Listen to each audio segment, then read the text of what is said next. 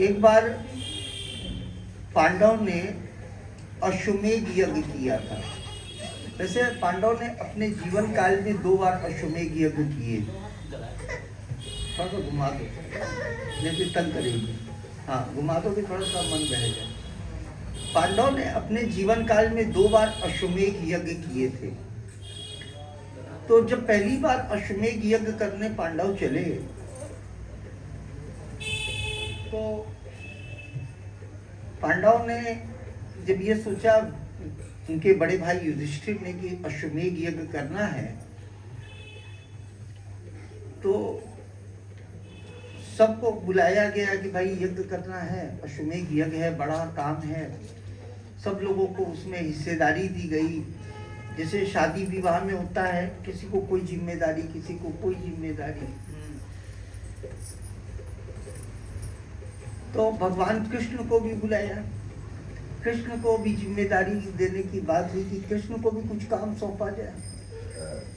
तो कृष्ण ने कहा कि हम तो खाली झूठी पत्तल उठावेंगे और हाथ धुलाएंगे। अभी एक जने वहां हाथ धुला रहे थे, तो मैंने कहा यही अच्छा काम है। कहने लगे झूठी पत्तल उठावेंगे और हाथ धुलाएंगे, हम और कोई काम नहीं करेंगे। तो भगवान कृष्ण इतना छोटा काम, कहाँ झूठी पत्तल उठाएंगे। भीम जो थे उनमें 10,000 हाथी का बल था। जो अत्यधिक बलशाली होता है उसकी बुद्धि थोड़ी सी कमजोर होती है, क्योंकि उसका ज्यादातर टाइम अखाड़े में ही गुजर जाता है। तो भीम ने कृष्ण से पूछा कि महाराज ये अश्वमेध यज्ञ करने से क्या फल होता है? तो कृष्ण ने कहा कि अश्वमेध यज्ञ का तो अनेक फल हैं, लेकिन प्रत्यक्ष फल अगर कोई देखना चाहे तो कहने लगे प्रत्यक्ष फल ये होगा कि अश्वमेध यज्ञ करने पर तुम्हारे दरबार में, महल में जितने घंटे घरनावल हैं वो स्वतः बजने लगेंगे। तो कहने लगा सच में महाराज? क्या? हाँ सच में। क्या? अच्छा। अश्वमेध यज्ञ शुरू हुआ, जो शुरू हुआ तो उसकी पूर्णता भी कहीं ना कहीं जाके होगी। तो जब उसकी पूर्णता होने लगी तो पहले साधुओं को भोजन कराया गया, फिर विप्रों को भोजन कराया गया, फिर पूरे हस्तिनापुर में भोजन का निमंत्रण की डुबकी बज गई थी कि सबको, जितनी प्रजा है सब राजा के यहाँ भोजन करेगी, किसी के यहाँ चूल्हा नहीं जलेगा। राज्य के लोगों को भी भोजन कराया। अब भोजन करा रहे थे, कृष्ण पत्तल उठाते, हाथ धुलाते, और सब लोग अपने अपने काम में, जो खाना परोसने का काम है वो कर रहा है, कोई जल पिलाने का काम, सब अपने अपने कार्य में लगे थे। लेकिन भीम को तो कुतूहल हो रहा था, घंटावा नहीं बजा। माइक को उठा ले, ठीक अब आ रही है। भीम को तो ये लग रहा था कि घंटा ही नहीं बज रहा है। बड़े परेशान भीम ने जाके कृष्ण के कान में कहा, अरे महाराज घंटावा नहीं बजा, आप तो कह रहे घंटा बजेगा और अपने आप बजेगा, कहाँ बज रहा है? तो भगवान कृष्ण ने कहा कि देखो अभी एक व्यक्ति रह गया है, वो जब आ जाएगा तब घंटा बजेगा, अभी वो पूर्ण नहीं हुआ, व्यक्ति नहीं आया। क्या? कौन व्यक्ति नहीं आया? कहने का तुम्हारे बस का काम नहीं है वो, तुम रहने दो, तुम अर्जुन को मेरे पास भेजो, मैं उसको बुलवा लेता हूँ। कहने आप बताइए तो हमें कौन व्यक्ति है? तो कृष्ण ने कहा कि देखो बाहर एक व्यक्ति बैठा है, उसके देखो अगल बगल कुछ कुत्ते उत्ते बैठे होंगे, कुछ हड़िया पुआ पत्तल वहीं रखा होगा, और ऐसे ही वो अकेला बैठा है। तुम जाओ उसको, अर्जुन से कहो कि वो उसको बुला लाए। भीम ने कहा कि इतने भीड़ भाड़ में अर्जुन को कहाँ खोजें, चलो हम ही बुला लें। कौन ऐसा व्यक्ति है कि राजा के कहने पर भी नहीं आया? भीम स्वतः गए वहां पर, जाके कहने लगे उससे, है उठाओ, तुमको मालूम नहीं है आज राजा ने निमंत्रण के लिए सबको बोला था, तुम यहाँ पड़े हुए हो? कह कौन? कह कौन?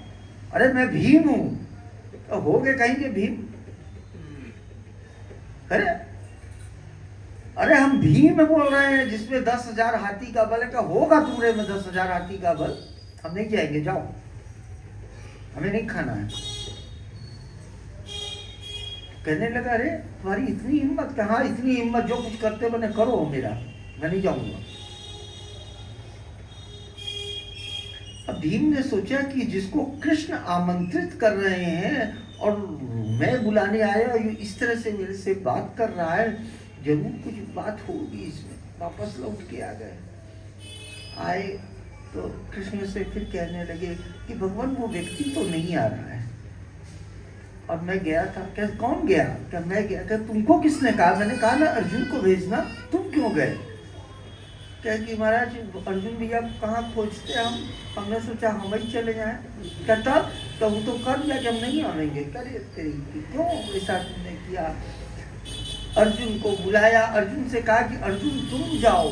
अर्जुन पालकी चमर वर लेके उस व्यक्ति के पास पहुंचे, पैर छुए उसके, कहने लगे महाराज चलिए आप भोजन कर लीजिए, आप नाराज ना हो। उस व्यक्ति ने कहा ये कृष्ण, ये कान्हा नहीं मानेगा लगता है, वहीं बैठा बैठा अपना नाटक करता रहेगा। चलो मैं आ रहा हूँ, मुझे ये पालकी उल्की की जरूरत नहीं, हटाओ, चलो लेके चलो, मैं आ रहा हूँ। आया वो व्यक्ति, आया आने के जैसे ही उसको हाथ धुलाने लगे कृष्ण की ओर देखा उसने, देख के कहने लगा कृष्ण बहुत नटखट हो, नहीं मानोगे।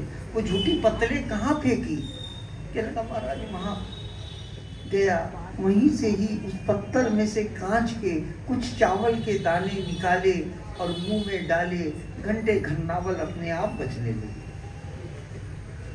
तो भीम ने कहा महाराज ये कैसे हो गया? इसके झूठे खाने से क्या? हाँ भीम, ये ब्रह्म ज्ञानी है। 1000 ब्राह्मणों को खिलाने का जो पुण्य है वो एक सन्यासी को खिलाने का, और 1000 सन्यासी को खिलाने का जितना पुण्य है वो एक ब्रह्मज्ञानी को खिलाने का, और 1000 ब्रह्मज्ञानियों को खिलाने का जो पुण्य है वो अपने भांजे को खिलाने का।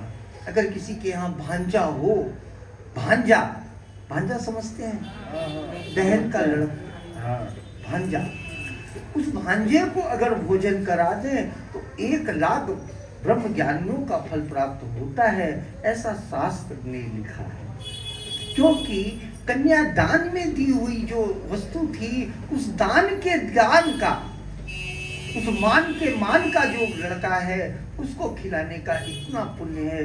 वो तो कोई हाथ धुला रहा था तो मैंने भी हाथ धोए, फिर मुझे एकाएक स्मरण में आ गई ये कथा। उन्होंने कहा तो बोले ही देंगे, भले मंजू भाभी को दे दो।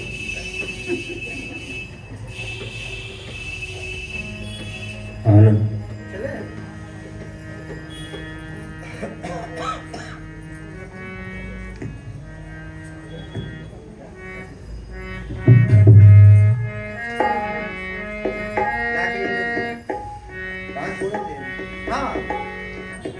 जाई पुकारे ते सब बन उजार जुगराज, सुग्रीव हरस कपे करे आए प्रभु काज।